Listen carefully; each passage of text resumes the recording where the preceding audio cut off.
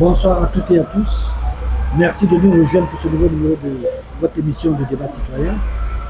Ce soir, nous abordons un sujet qui touche chaque foyer, chaque commerce, chaque entreprise. Effectivement, nous allons parler de l'électricité en Côte d'Ivoire. Facture jugée élevée, coupure parfois imprévue, incompréhension sur la tarification et en toile de fond, une question centrale. Comment garantir une électricité stable, accessible et équitable en Côte d'Ivoire pour tous? La Côte d'Ivoire est souvent présentée comme un modèle énergétique en Afrique de l'Ouest. Pourtant, sur le terrain, les préoccupations persistent, notamment à Abidjan et dans plusieurs villes de l'intérieur du pays. Alors, que se passe-t-il réellement? Problèmes techniques, défis démographiques, manque de pédagogie ou déséquilibre entre impératifs économiques et soucis sociaux? Pour en débattre, deux invités débattent sur ce plateau. Monsieur Djibril Diabaté, ingénieur en électricité et en robotique. Bonsoir. Bonsoir.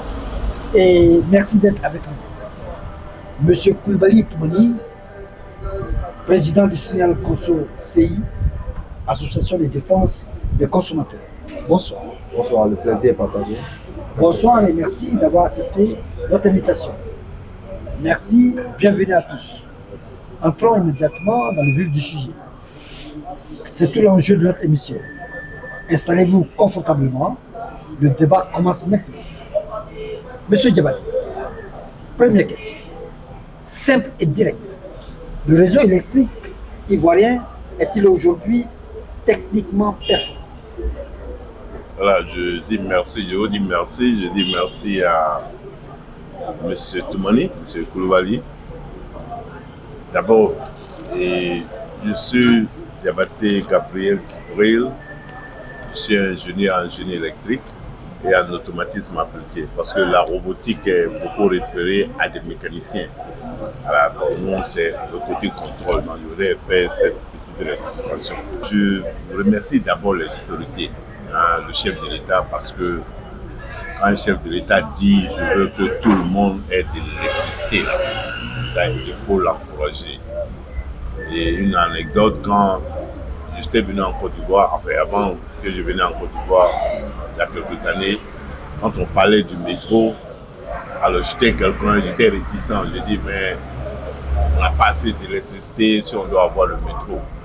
Alors ça va devenir un problème. Alors, je cherchais à regarder. Donc quand je suis arrivé, quand j'ai vu l'embouteillage en Côte d'Ivoire, alors je dis vraiment, je remercie le président, même si il veut un métro, moi-même je lui demande de faire 10 métros parce que vraiment l'économie, on reste dans l'embouteillage vraiment gravement au niveau du pays. Donc il faut le remercier et puis encourager non seulement le président et puis son gouvernement.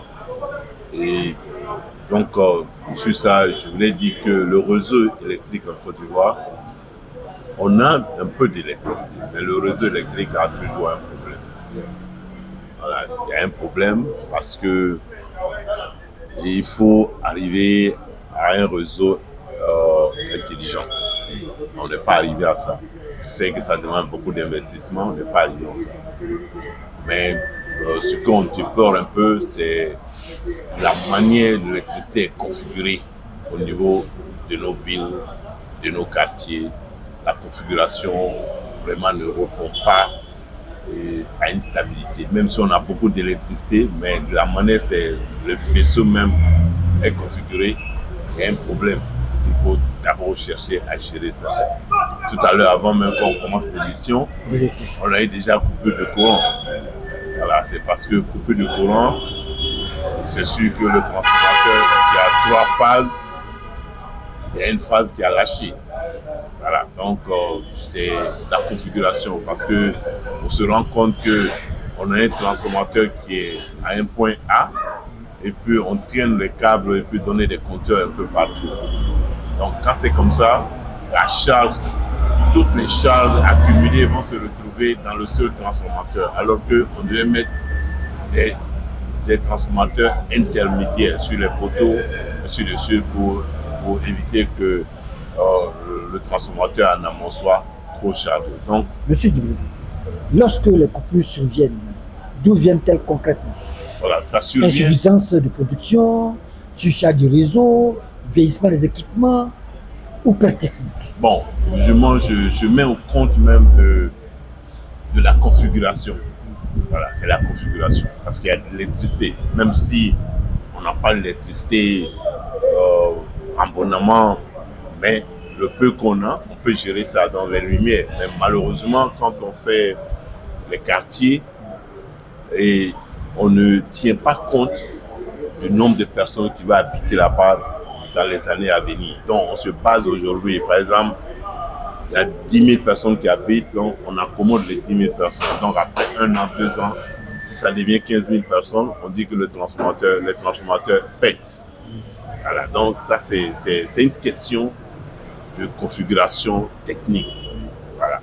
Donc voilà ce que je peux dire. Ok. Je vais me tourner vers M. Toumani. Monsieur le Président, à côté des consommateurs, quelles sont les plaintes les plus fréquentes? Il y a plaisir. Comme vous l'avez si bien dit, je suis M. Koulibaly Toumani, je suis président national d'un mouvement de consommateurs dénommé Signal Consommateur Côte d'Ivoire. Signal Consommateur Côte d'Ivoire, donc bien entendu, depuis quelques années aujourd'hui, est membre du cadre permanent de concertation à la direction générale de la CI.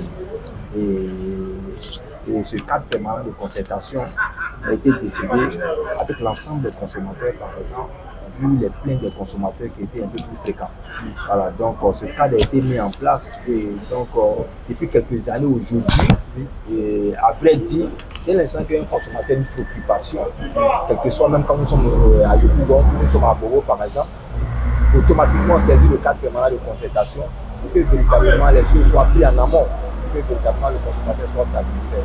Donc l'une des plaintes fréquentes des consommateurs par exemple, il faut dire que ça fait quelques années aujourd'hui, on a commencé à changer nos différents compteurs par exemple. Voilà, donc c'est sûr par exemple, on va parler un peu de facturation, sur le rechargement des compteurs par exemple, parce qu'aujourd'hui, nous avons deux modèles. Nous avons les compteurs à facture et les compteurs appelés compteurs intelligents, les compteurs rechargeables, donc les prépayés par exemple. Donc du coup, le consommateur par exemple, qui est déjà habitué depuis tout le temps, c'était à facture. Donc aujourd'hui, quand il vient au prépayé par exemple, il faut déjà charger son compteur par exemple, et puis aller injecter ça sur le compteur. Donc il y en a deux types de compteurs aujourd'hui. Voilà, donc là, peut-être qu'on va avancer, on pourra peut-être expliquer un peu plus mieux, parce que l'État même a pour objectif, par exemple, peut-être dit que jusqu'en 2020, fin 2025, pour que les compteurs à 10, par exemple, allaient disparaître. Donc, je pense que ce n'est pas total sur le territoire d'abord. Donc, voilà un peu les préoccupations que les consommateurs ont dans le rechargement de compteurs, un peu aussi sur le calcul de la facturation, par exemple. Voilà, donc du coup, on essaie d'apporter notre contribution. Et puis, bon, je pense que le volume de satisfaction est un peu plus élevé. Oui, mais est-ce que les usagers se sentent-ils suffisamment informés lorsqu'il y a des perturbations comme ce que nous vivons actuellement? Effectivement, ou bien ils ont le sentiment d'être laissés pour les comptes? Non, effectivement, c'est pour ça que les organisations de consommateurs sont montées au plus haut niveau. Ça fait quelques années. Le cadre permanent de concertation, même peut-être que certains agents de la CIU, au plus haut niveau ne savent pas. Le cadre permanent de concertation a été mis en place entre la direction générale de la CIU et les organisations de consommateurs. Sinon, le seul numéro en Côte d'Ivoire pour joindre en tant que préoccupations ou les informations des canaux de la CIU, c'est le 179 qu'on avait.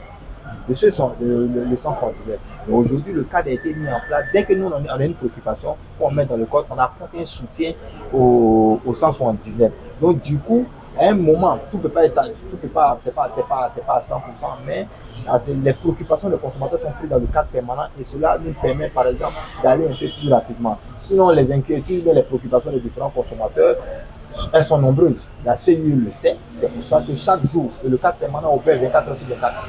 Dès l'instant que vous avez une préoccupation, que vous nous saisissez, on met dans le cadre permanent, vous pouvez aussi saisir la CIU, dans le sens où on met dans le cadre permanent, et puis un peu plus rapidement, les choses sont prises en compte. Donc je pense que les consommateurs, bien entendu, puisque nous sommes une organisation de consommateurs, il y a plusieurs organisations de consommateurs, les consommateurs, bien sûr, dans nos différents périmètres et autres, l'information passe.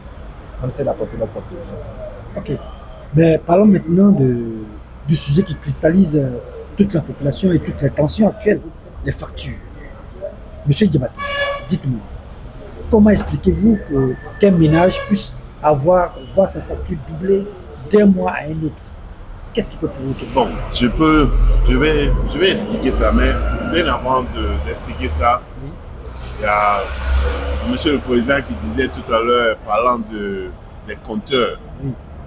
que le compteur soit digital, c'est-à-dire smart compteur ou analogie, cela ne résout pas le problème du consommateur. Parce que les compteurs à disque, c'est analogie. Mais ça compte toujours parce que ça a été toujours calibré. Voilà. Bon, je vais expliquer un peu d'une manière académique comment on va comprendre un peu l'électricité. D'abord, quand l'électricité est générée, c'est-à-dire je prends terre à terre, vous avez 100 sacs de riz. Ok? Considérons que chaque sac de riz coûte 1000 francs. Ok? C'est-à-dire, vous prenez le sac de riz dans le magasin. Avant de mettre le sac de riz dans le camion, de charger le camion, vous perdez déjà environ 20%. C'est-à-dire, on considère que le sac de riz que vous devez charger dans le camion, c'est troué. Donc, vous perdez 20%. Donc, on considère le magasin comme la compagnie qui générait, produit l'électricité. Maintenant, en mettant dans le camion, ça voyage, je prends entre Abidjan au dîner, vous perdez environ 15% à 20% dans la rue, donc qui est dans le transport. Maintenant, quand ça arrive au dîner, au niveau de chaque consommateur, il y a un facteur qu'on appelle le facteur de l'électricité. Voilà. Donc, c'est-à-dire l'électricité, quand c'est généré, quand c'est pas consommé, c'est perdu. Donc, qu'est-ce qui se passe? C'est qu'on perd beaucoup d'électricité dans nos transports parce que la conversion, parce que l'électricité, quand c'est généré, c'est environ 33 000 volts qu'il faut convertir ça pour devenir la haute tension de 225 000 volts et transporter. Dans ce transport, ce qu'on nous dit de la Côte d'Ivoire, on perd environ 20%. Bon, je parle sur la supervision des experts de la CIE, mais on dit on perd 20% dans le transport. Donc, quand les 20% sont perdus, on facture le client qui paye ces 20%. Maintenant, en parlant des compteurs prépayés, les compteurs prépayés, en fait, ça a été intelligent, mais c'est pour amener le consommateur lui-même de s'accuser qu'il a consommé de l'électricité. Oui. Voilà, c'est une manière très smart, mais le consommateur même s'accuse que oui, j'ai mis 10 000 francs, les 10 000 francs sont finis. Parce que si vous prenez une facture de la CIE, vous allez à la CIE, souvent eux-mêmes n'arrivent pas à vous expliquer leur propre facture qu'ils ont générée. Voilà. C'est parce qu'on a des pertes. Et ces pertes, et souvent, eux ne peuvent pas expliquer. Donc, il faut encourager non seulement la CIE, il faut encourager le gouvernement à penser à moderniser nos infrastructures. Bon, je sais qu'il y a un travail qui est mené, voilà, donc il faut toujours encourager, mais le problème vient des pertes que nous avons dans les réseaux. En écoutant M. Djibril, vous, au président des consommateurs, quelle est votre réaction par rapport à ce qu'il dit? En fait, il faut mettre les choses dans leur contexte. En Côte d'Ivoire, depuis les années 60, c'est-à-dire que pour parler de EECI jusqu'à aujourd'hui à CIE par exemple, il faut déjà rappeler que quand EECI est passé à CIE par exemple, ils avaient 3500 agents. Quand on a converti à CIE, à 3400 agents sont directement venus CIE. Donc aujourd'hui, depuis aujourd'hui, ça fait quelques années, ça fait quelques mois aujourd'hui que la CIE même aujourd'hui a 35 ans. Voilà, on a à peu près de 5 mois, 6 mois aujourd'hui qu'elle a 35 ans. Il faut dire que depuis ce temps jusqu'à aujourd'hui, il y a un système de facturation que les Ivoiriens ont jusqu'à hier en parlant des compteurs intelligents. Quand vous avez un problème avec vos compteurs à 10, il faut appeler le 179 et il faut attendre. Il faut attendre pour qu'une équipe se déplace en Côte d'Ivoire, sur tout le territoire national. Un seul numéro, il faut appeler pour une équipe se déplace pour venir vous dépanner. Donc, depuis 90, en Côte d'Ivoire, c'est comme ça. Donc, vous avez un problème, il n'y a pas de courant chez vous, il y a un problème, vous appelez, vous attendez. Et ça peut mettre des heures. Donc le nouveau compteur qui arrive, par exemple, aujourd'hui, appelé le compteur intelligent, aujourd'hui, ce n'est pas encore à 100%, mais 90%, 80%, la CIE ne se dépasse plus. vous avez une préoccupation, vous n'avez plus l'électricité, le voisin a l'électricité, ou bien par exemple, vous n'avez même pas payé votre facture par exemple, vous restez là, vous appelez le 179 avec des unités, là encore quand on déploie encore, qui est encore sur la table, c'est pas bon, parce que le 179, l'appelant, c'est payant. pas gratuit. C'est pas gratuit. Donc ça encore, c'est sur la table par exemple. Donc, il faut appeler la CIB et dire non, moi j'ai un souci d'électricité, soit je n'ai pas pu régler ma facture à temps par exemple, donc il a été suspendu, je viens de régler ma facture, donc il est minuit, c'est un samedi matin, avant vous devez attendre que ce soit le lundi. La CIB reste maintenant à distance, on vous dit d'accord, vous êtes sur le compteur d'IB, on vous avoir 20 chiffres par exemple, vous communiquez les 20 chiffres dans le compteur, vous appuyez un bouton, vous avez l'électricité. Depuis l'arrivée de la CIE jusqu'à ces deux dernières années, les Ivoiriens on n'a pas connu ça. Donc aujourd'hui, par exemple, quand vous avez ce compteur-là, par exemple, ce compteur appelé compteur intelligent, il vient résoudre deux problèmes. Nous, on l'a salué. Pourquoi? Parce que aujourd'hui, l'agent CIE ne se déplace plus, il n'y a plus de système et le consommateur peut avoir l'électricité à distance. Ça, c'est un. Le deuxième fait, c'est quoi? C'est que les consommateurs, par exemple, aujourd'hui, qui rechargent leurs compteurs, nous, en tant qu'association de consommateurs, on ne peut pas payer un produit qu'on n'a pas consommé. Nous, on ne peut pas payer un produit qu'on n'a pas consommé. Aujourd'hui, il y a une question qui est dans la tête même des Ivoiriens, et ça aide dans beaucoup de sujets, par exemple, que, par exemple, quand vous consommez de l'électricité, ou que vous recevez une facture de 200 000, vous partez à la CIE, il y a, comment on appelle ça? Il y a un narratif qui sortait pour dire non, payez d'abord, et puis après, on va venir régler la facture. Payez d'abord votre facture, on va venir. Mais aujourd'hui, ce n'est plus le cas.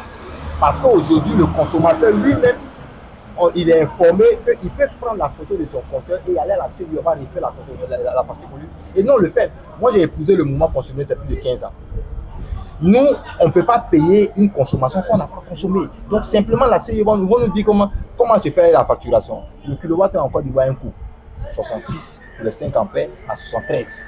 Donc, du coup, les kilowattheures, sur la base du kilowattheure qui est sur ta facture, si ce n'est pas ce qui est sur ta facture, on ne peut pas payer une facture aujourd'hui. Mais dans le passé, on nous disait, vous payez d'abord, vous passez à la caisse. Donc, c'est pour ça que le cadre permanent de concertation a été mis. Nous savons qu'il y a plusieurs préoccupations au niveau des consommateurs. Vous avez de la CIO, c'est même pas encore fini parce qu'on parle de l'électricité qui est coupée dans le décide d'Abidjan et autres. Peut-être qu'on va arriver sur d'autres questions. Mais aujourd'hui, un consommateur ne peut pas payer une consommateur qui n'a pas su. Oui, mais M. Koulibaly, dites-moi, pour vous, le compteur prépayé était selon vous une solution de maîtrise ou une pression supplémentaire pour les ménages?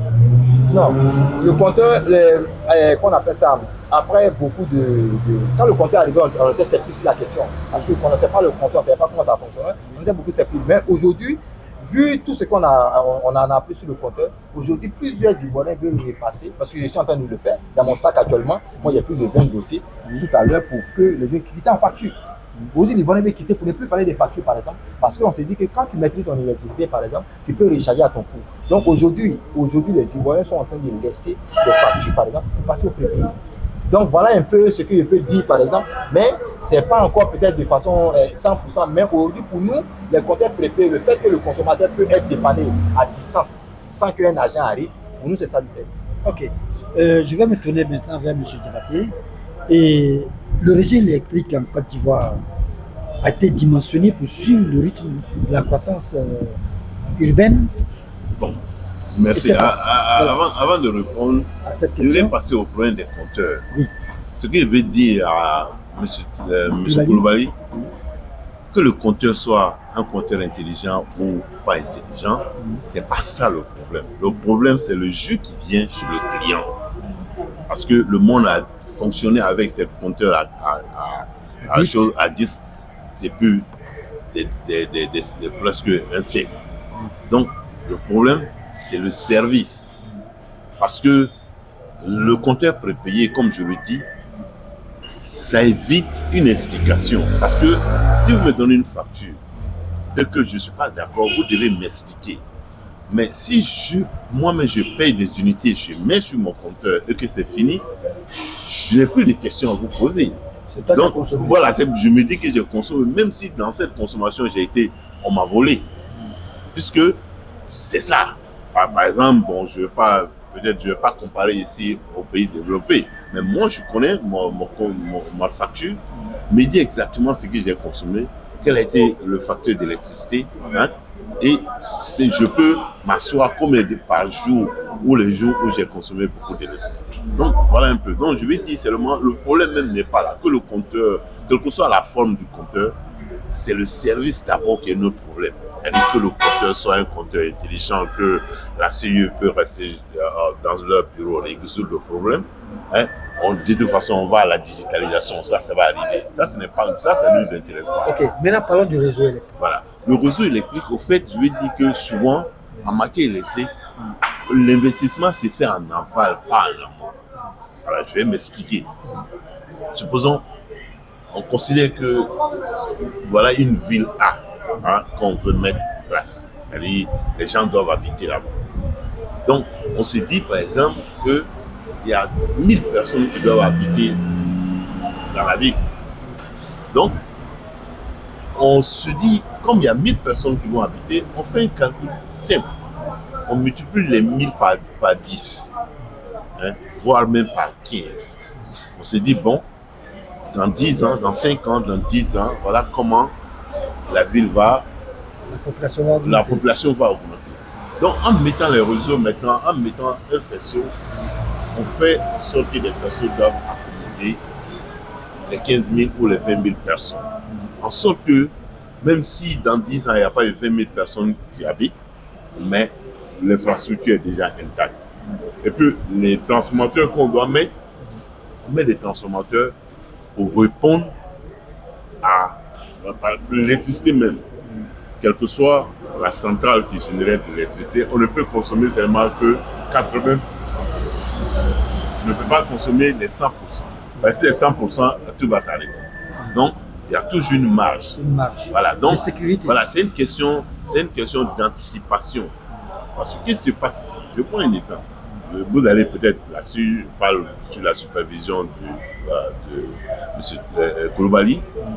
Sans doute, la CIE, il y a des contentieux où les gens, l'électricité vient, les appareils sont brûlés dans les maisons. Ça arrive fréquemment. Voilà.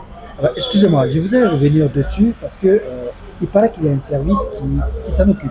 C'est lequel? Le service, c'est l'ANARECI. L'ANARECI qui est le régulateur. Et l'ANARECI, par exemple, a pour rôle, ça a été mis par décret présidentiel. Il y a un directeur général à l'ANARECI.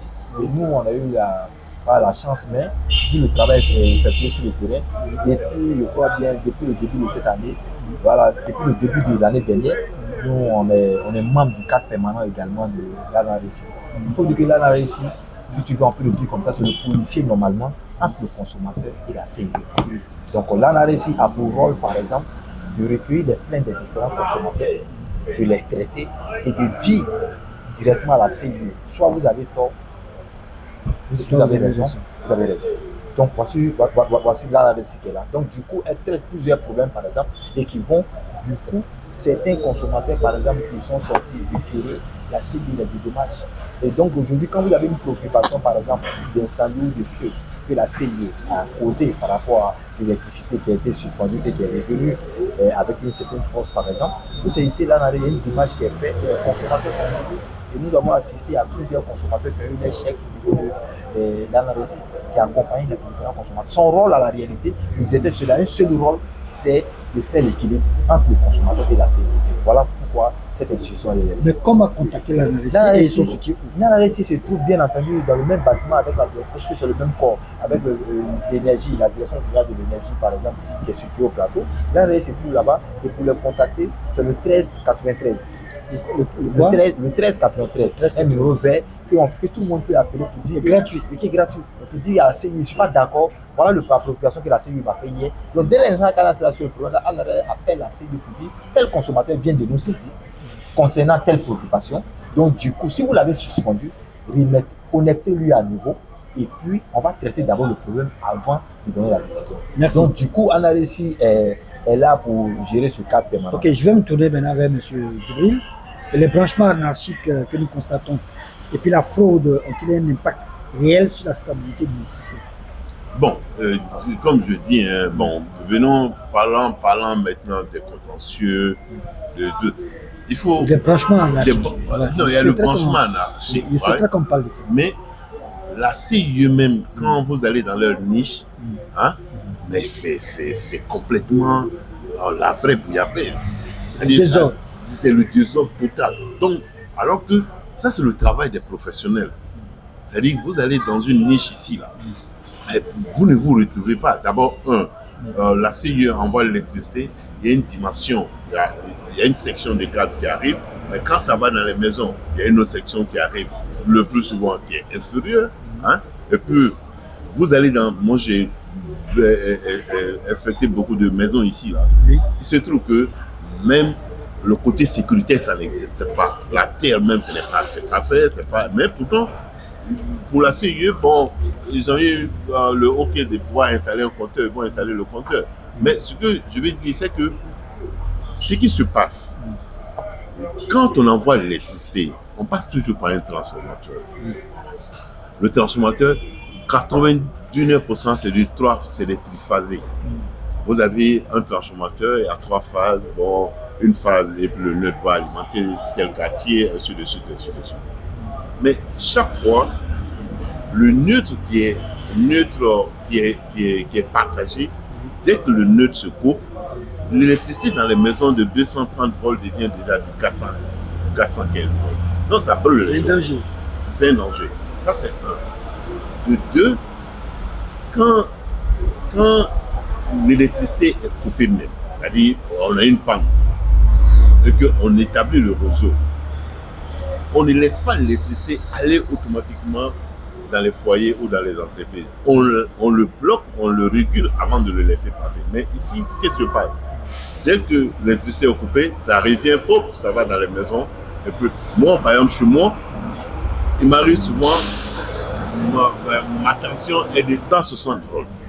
Hein? Mais heureusement que j'ai un régulateur qui prend les 160 volts et peut essayer d'optimiser ça pour me donner toujours les 220, 220 volts. Donc, vous dites que tout ça, c'est une question de comment le réseau est configuré. Voilà, si c'est bien configuré, il y a beaucoup, on n'a pas besoin d'aller à la CIE pour dire bon, mes équipements sont gâtés. On va là-bas lorsque vous n'avez pas fait votre travail, c'est ça, surtout. Voilà, donc, on dit que quand je parlais, je disais que l'électricité, souvent, c'est en amont qu'il faut gérer. C'est-à-dire, quand on finit de faire un réseau, on se dit, bon, voilà, les gens, il y a 10 000 personnes qui habitent ici aujourd'hui, demain, ça serait 20 000 personnes, on accommode. Mais vous voyez, je vais vous donner un exemple palpable. Regarde ici, juste en face de nous. Hein? Il y a 1, 2, 3, 4 poteaux ensemble. 4 poteaux. Peut-être il y a un poteau qui est peut-être pour la téléphonie, mais le reste, ça, c'est l'électricité. Maintenant, quand tu calcules ces 4 poteaux-là, mais qui sont ensemble, d'abord, esthétiquement, c'est pas joli à voir, ça c'est un. De deux, je ne connais pas le prix des poteaux. Supposons que c'est 500 000 ou 1 million par poteau. C'est de l'argent qui est gâté parce que vous comptez là, vous avez dans un espace de moins d'1 kilomètre, chaque poteau, vous avez au moins 3 poteaux. On nous dit que, hier je parlais à mon frère qui me disait que bon, ils pensent qu'ils veulent augmenter l'ampérage qui va là. Bon, quand je vous parle de configuration, normalement, si on fait un réseau qui est intelligent, la tension qui vient là doit toujours être environ de 7200 volts ou 600, je ne connais pas, ou 6000 et quelques volts. Maintenant, sur le poteau, maintenant en bas du poteau, on met des transformateurs intermédiaires et qui va maintenant prendre ces 600 ou 7000 volts, diminuer ça pour la consommation. Et on va à un autre niveau, ainsi de suite. Mais quand vous connectez tous ces chars-là à un seul transformateur d'un côté, mais c'est normal que vous attendez toujours savoir le transformateur va se gâter. Donc c'est le problème que nous avons un peu partout. Ok. Maintenant, je vais me tourner vers M. Koulibaly, qui est le défenseur des consommateurs de Côte d'Ivoire. Et avec toutes ces pertes qui sont enregistrées à cause des fraudes, à cause du consommateur, le consommateur même lui-même, est-ce que la CIE ne nous fait pas payer toutes ces fraudes? Effectivement, avant de répondre à cette question, oui, dans l'intervention du grand frère de l'ESPER, par exemple, en fait, moi, j'ai eu une idée. Parce que, voilà, l'ESPER, l'ingénieur, voilà. Donc, d'accord, j'ai eu une idée, par exemple, mais on pourra faire des propositions à l'État. Parce qu'à la réalité, tout à l'heure, dans son développement, en parlant dans les niches, par exemple, la section qui passe sur le consommateur, qui est inférieure à l'autre section qui est arrivée à la phase 3, ils ne sont pas des techniciens. Mais là encore, ce n'est pas le problème de la CIE. En Côte d'Ivoire, l'État régit tous les secteurs. Par exemple, vous ne pouvez pas avoir de l'électricité en Côte d'Ivoire sans qu'un secteur, par exemple, une entité vous donne une autorisation qui est appelée sécurité. Sécurité seul aujourd'hui, vis-à-vis aussi d'un décret que l'État a mis en place, vous dit que vous contrôlez en amont et en aval le bâtiment avant que la CIE ne parte au compteur. Donc quand la CIE vient, bien entendu dans ces différentes niches, tout ça là, dès l'instant que le câblage est déjà fait dans la niche, puisque vous allez faire le raccordement. Le raccordement qui est fait dans la niche. La sécurité lui donne le voilà. Donc quand bon. le raccordement est fait, il n'y a pas de compteur d'abord. Donc Sécurel maintenant qui est informé par le consommateur, le bailleur qui sera à Sécurel, c'est Sécurel qui vient sur le terrain pour regarder la section de tous les câbles des domiciles de la maison jusqu'à la niche. C'est ce travail-là qui doit être fait en amont.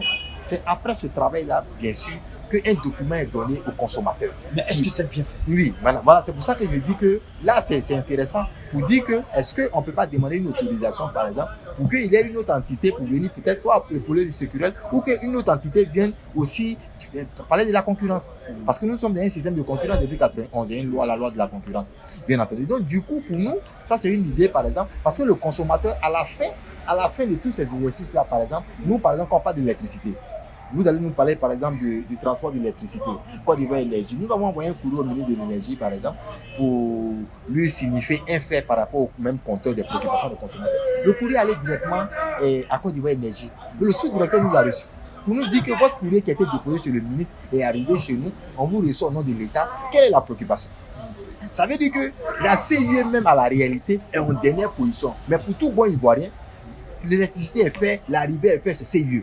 Nous, on s'arrête là. Nous, on n'a pas besoin de chercher. Et quand vous avancez, vous voyez que non, des décisions, même la CIE reçoit des décisions. Par exemple, si on parle de l'extension, par exemple, l'extension d'une ville et autres, la CIE n'a rien à voir. Il y a un monsieur qu'on appelle Côte d'Ivoire Énergie.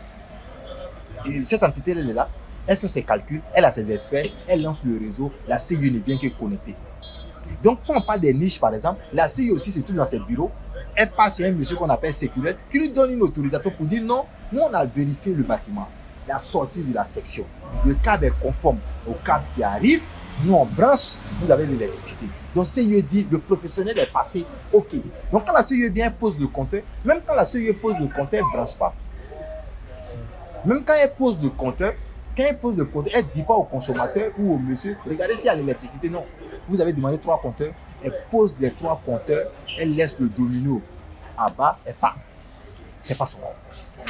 Le technicien qui allait à Sécurel, qui a pris son code, puisque quand on prend son code par exemple, il faut que le technicien donne son nom, les références de sa corporation ou son entreprise par exemple, c'est lui qui vient, il connecte sur la base de la vérification de Sécurel que CIE c'est pas. Donc dès l'instant qu'il y a une incident, CIE d'abord se rend compte d'abord, quand on dit qu'il y a un problème qui s'est passé, CIE se rend compte d'abord où sont les documents de la maison A. Vous sortez les documents d'abord, il regarde Sécurel, on suit le processus, le câble a été fait après vérification. Si on doit dédommager le consommateur, voilà comment ça se passe. Donc Sécurel est seul jusqu'à aujourd'hui, depuis combien d'années, Sécurel est seul sur le territoire national pour donner un certificat, pour que la CIE se base sur le certificat de Sécurel pour connecter le consommateur. Ça aussi c'était un peu mieux de rester parce que le consommateur, nous sommes à la fin. Voilà. Ok. Voilà. Maintenant, nous allons revenir à la question de ce. Donc du coup, non, je profite pour dire qu'on peut déjà penser à avoir soit une autre boîte pour permettre aux consommateurs d'être plus protégés vis-à-vis de ces droits d'un opérateur. Bien, moi je préfère que nous passions maintenant à la solution technique parce que l'émission tire un peu vers sa fin parce qu'on n'a plus pas le temps. Et la solution technique, M. Diabaté, est-ce que vous pensez que le solaire domestique peut-il réellement soulager le réseau national? Bon. Qu'est-ce que vous en pensez? Personnellement, l'énergie solaire, je n'aime pas en parler parce que je n'aime pas trop en parler. Oui. Bon, mais parlons-en quand même. Oui, bon. Non, je n'aime pas. C'est un domaine que je ne veux pas en parler. Voilà. De l'énergie solaire, je sais pourquoi. Je ne veux pas parler, je ne veux pas faire l'électricité. Mais je vais revenir encore à M. Globali. C'est vrai, pour le citoyen lambda, c'est la CI. Quelle que soit la forme que tu diras, lui, il ne sait pas. Voilà. Et sinon, moi, par exemple, je peux faire une niche de mots. Si vous êtes d'accord, je vais vous faire une niche de mots. Disons, celui qui veut faire la contrefaçon, c'est-à-dire voler l'électricité, il ne saura pas comment il va faire. Voilà. Il ne saura pas comment. Maintenant, parlant de la sécurité, bon, là, on dit sécurité. Mais personnellement, tout ce que moi j'ai contrôlé ici en Côte d'Ivoire, vraiment, même aux États-Unis, moi je fais l'inspection, même quand vous devez poser un câble ici, que ça doit être 1 mètre, la différence entre tel câble et tel câble, et que c'est moins d'1 mètre, je ne certifie pas. Parce que ce qu'il faut faire, la sécurité ou l'entité qui s'occupe de ça, doit involve, c'est-à-dire choses comme on appelle les sapeurs-pompiers doivent être à l'intérieur de la chaîne. Parce que quand il y a un danger, c'est les sapeurs-pompiers qu'il faut appeler pour sauver. Donc, même quand Sécurel doit te donner une autorisation, il faut que les sapeurs-pompiers viennent pour valider ça d'abord. Vous suggérez que voilà, les pompiers soient insérés dans le contrôle. Les pompiers doivent être insérés parce qu'en cas de d'incendie, etc., il faut appeler les sapeurs-pompiers. Donc, par exemple, voilà, moi, aux États-Unis, je travaille avec ça. C'est-à-dire quand nous on fait quelque chose, on oblige les sapeurs-pompiers, nous on va certifier, mais ils vont venir. Ils peuvent annuler nos certifications parce que à l'intérieur de la maison, les gens ils n'ont pas respecté quelque chose. Donc on est obligé maintenant de trouver deux inspecteurs. Un inspecteur qui va vérifier l'installation de la maison, qui va replanter la sécurité. Et puis l'autre maintenant qui va voir si vous avez des troupes qui va regarder ça. Donc, je recommande qu'il faut qu'un bureau de sapeurs-pompiers soit involvé dedans. Sur ça, on peut les aider comment ils peuvent s'installer dedans. Enfin, c'est important parce que ici, il y a 3 ou 4 ans, un ami me disait une dame qui allait se laver dans les toilettes, elle est rentrée, sa copine l'attendait, elle a été électrocutée. Parce que nos électriciens ne respectent pas les normes. Ils ne savent même pas, même calculer d'abord pour dire, bon voilà, je dois mettre tel nombre de prises. Et c'est des prises qui sont dans les toilettes, c'est des prises qui sont dans la cuisine, c'est des prises... Donc, il n'y a pas... C'est-à-dire, pour nous, l'électricité doit s'allumer. Donc, quand tu vas dans les niches de la CIE, c'est la même chose. La CIE même, ils viennent installer. Normalement, la CIE doit refuser même d'installer que parce que la niche n'est pas propre. Parce qu'en cas de danger, là, s'il y a des morts, parce que nous, on dit quelque chose en électricité, quand moi-même je forme, c'est ça. La première fois que vous allez toucher, peut-être serait la dernière fois. Parce que l'électricité, on ne voit pas. Donc, il faut prendre les mesures. Par exemple, je prends, comme je dis, aux États-Unis, je donne ça, un accident de travail, ça dépasse le ministre de l'Emploi. Quand il y a un accident de travail, le rapport, de la manière ça va chez le ministre, ça va à la Maison Blanche. Parce que quand il y a des accidents, et ça arrive, ça impacte l'économie du pays. Donc, c'est suivi de près. Donc, chaque année, quand on a le NEC, le National Electric Code, on modifie par rapport au nombre d'accidents qui s'est passé. C'est-à-dire qu'on change. Si quelque chose doit changer, il doit changer. Mais il faut mettre des sapeurs-pompiers. Parce que c'est eux qui doivent sauver les cas de danger. Mais M. Koulibaly, je vais me tourner vers vous. Mais pour vous, comment responsabiliser les consommateurs? Oui, responsabiliser le consommateur passe bien par l'information. Voilà, le consommateur doit être informé, il y a 8 droits fondamentaux du consommateur. L'un des premiers droits du consommateur pour nous, c'est l'information. Parce que l'information pour nous, c'est une arme.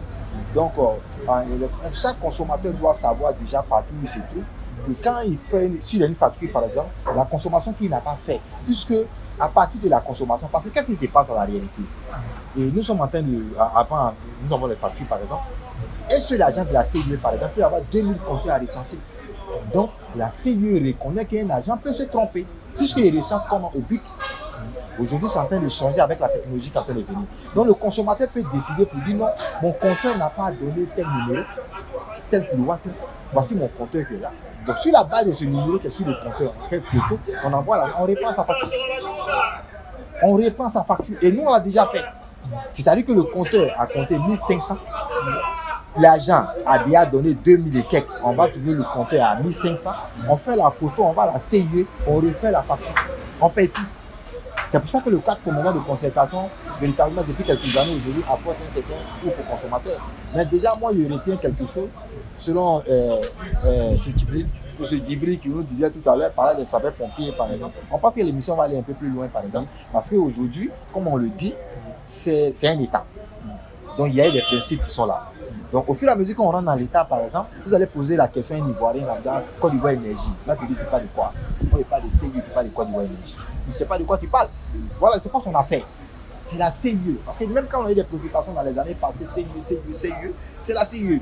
L'origine de l'électricité, le transport pour un Ivoirien, c'est des débats, tu vois, tu commences, il va te dire, bon, il n'a pas trop le temps. Lui, il sait que la CIE doit donner l'électricité. Donc lui, sa facture, c'est CIE. S'il y a un problème d'électricité, c'est coupé. Qu'il y a eu un travail en amont ou pas, c'est la CIE. Voilà comment l'Ivoirien, à 90%, perçoit la CIE. Mais personnellement, dans votre organisation, vous, qu'est-ce que vous faites face à la population, face aux consommateurs? Effectivement, on n'a pas de problème. Donc aujourd'hui, il y a une préoccupation, par exemple, dans les différents quartiers d'ici d'Abidjan, par exemple, qu'on peut mettre en lumière. Et par exemple, ce sont les mêmes compteurs, par exemple, dits intelligents. Plusieurs sont coupés parce que, par exemple, les compteurs ont été donnés aux 1000 francs aux consommateurs à crédit, avec l'initiative de l'État, Banque mondiale et autres, 173 000 euros. Mais plusieurs de ces compteurs-là sont bloqués.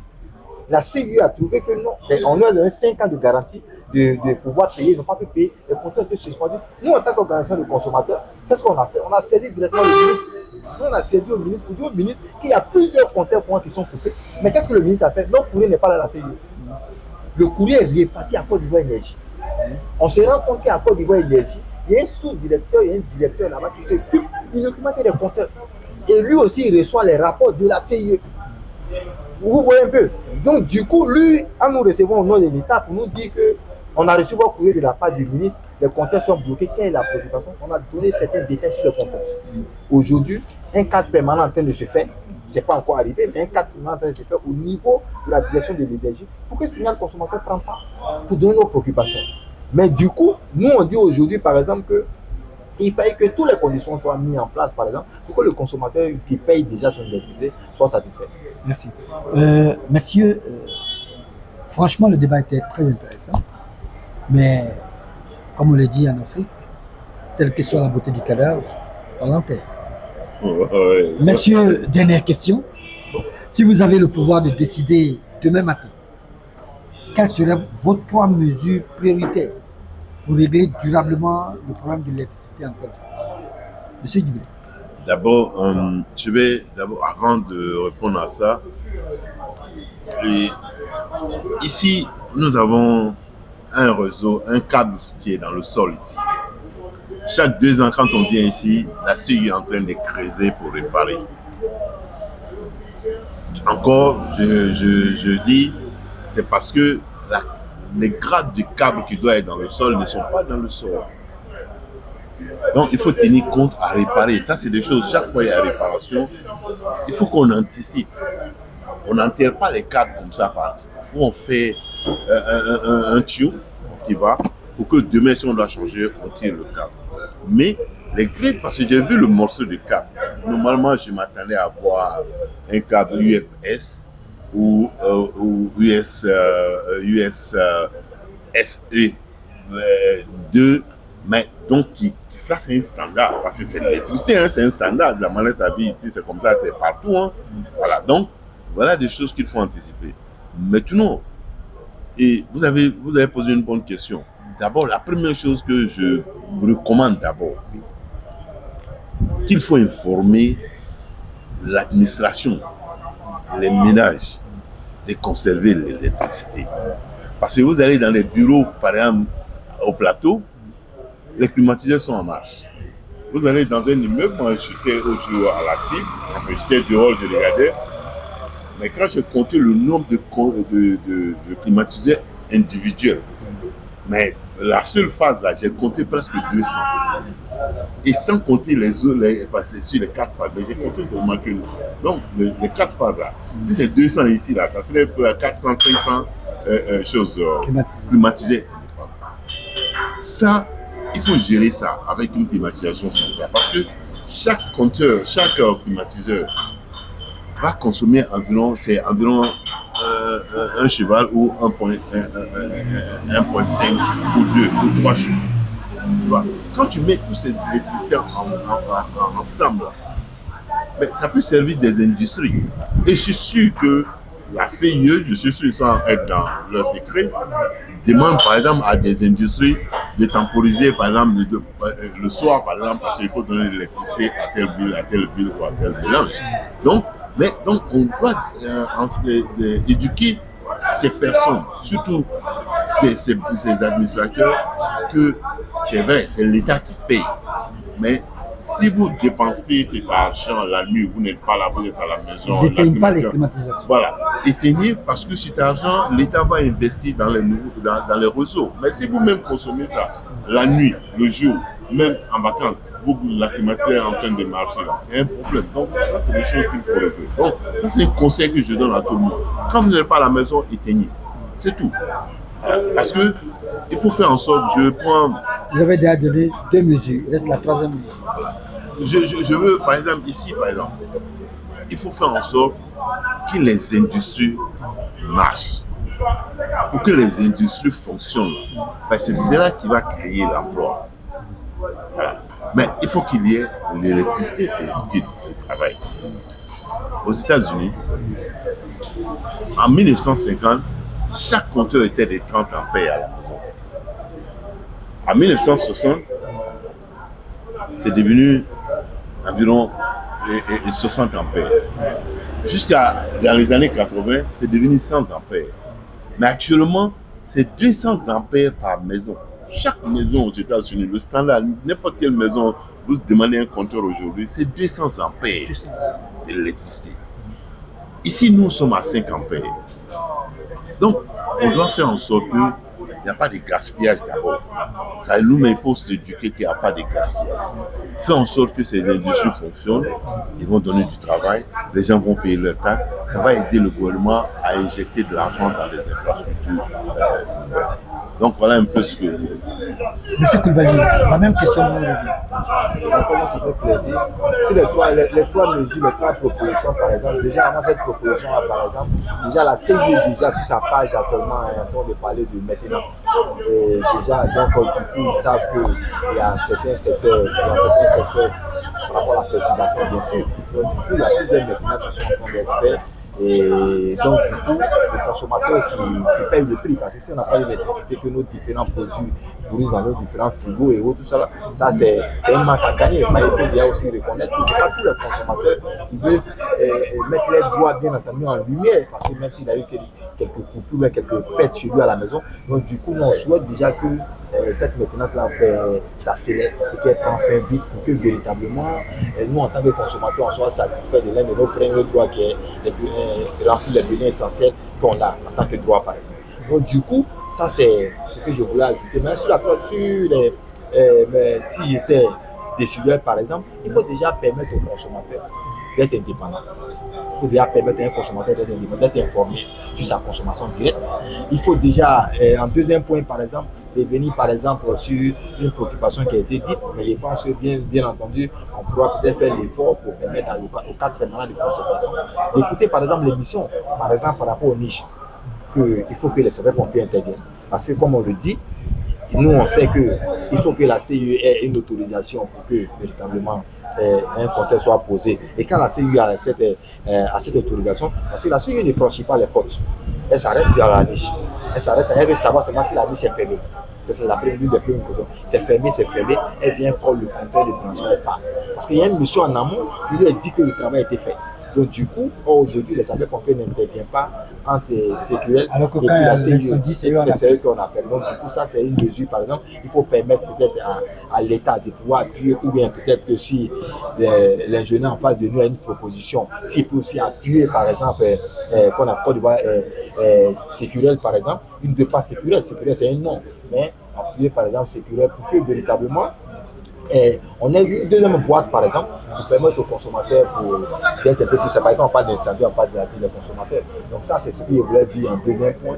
Et puis le troisième point, c'est de permettre, bien entendu, à tous nos différents consommateurs de ne pas hésiter, bien entendu, à saisir les organisations de consommateurs partout où ils sont. Parce qu'à la réalité, depuis 2016, il y a une loi qui protège le consommateur en Côte d'Ivoire. Et c'est la loi 2016-412 du 15 juin 2016 relative à la consommation. Donc cette loi-là permet aujourd'hui sur le territoire national de prendre les préoccupations des consommateurs en compte. Donc si vous avez une préoccupation que vous êtes abusé par exemple par rapport à une facture, que vous n'êtes pas d'accord sur la facture, c'est les organisations de consommateurs. Puisque le compteur il est là. On peut penser déjà que le compteur le relèvement du compteur peut avoir un problème. Donc si le compteur indique un montant qui est inférieur ou bien qui est supérieur à la facture, vous ne payez pas la facture. Voilà, notre organisation, bien entendu, la CDI va voir l'émission.